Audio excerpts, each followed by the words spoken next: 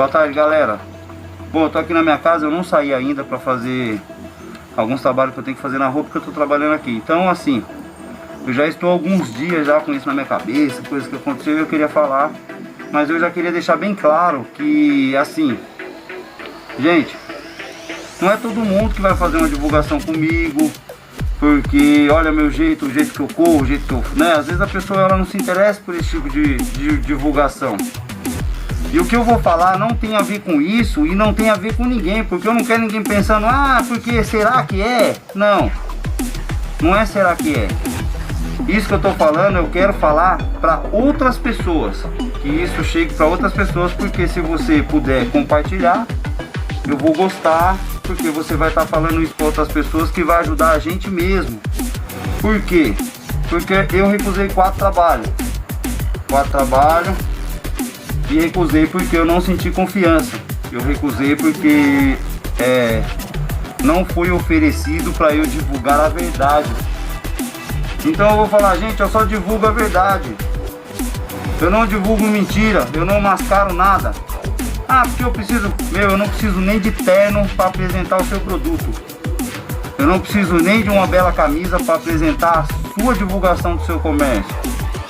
Então, não vem com papo. Ó, vou falar uma coisa, eu só vendo a verdade. Ah, que não pode ver isso, eu quero ver. Ah, que eu não queria mostrar esse quarto, não, eu quero entrar lá. Não, porque isso aí não, aí não precisa ir, não, eu quero ir lá. Eu quero ir, eu quero ver. Pô, tô falando pros meus amigos, para as pessoas virem aqui comprar com você, eu quero ver. O que eu não posso ver? Entendeu? Então é assim, eu só vendo a verdade, gente. Eu quero que esse vídeo vá mais longe aí, ó. Porque eu quero que esse tipo de pessoa não me procure. Entendeu? Porque eu não quero vender o produto dessa pessoa. Agora você não fez comigo, eu entendo, não tem problema. Eu não quero, não é um vídeo para ganhar nada. Entendeu? Eu só não quero que as pessoas façam perder meu tempo. Eu não tenho tempo para mentira. Eu não tenho tempo para mentira. Eu sair daqui e ficar andando, ficar fazendo um monte de coisa para chegar no final e descobrir que a pessoa não tá vendendo mentira, é meu trabalho. Entendeu? Que eu perco, depois eu tenho que jogar fora. Então não faça eu perder meu tempo com a mentira. Só vendo a verdade. Meus amigos, eles querem comprar a verdade. Eles merecem comprar a verdade. Não importa o preço, você vende seu produto pelo preço que você quiser. Mas tem que ser a verdade.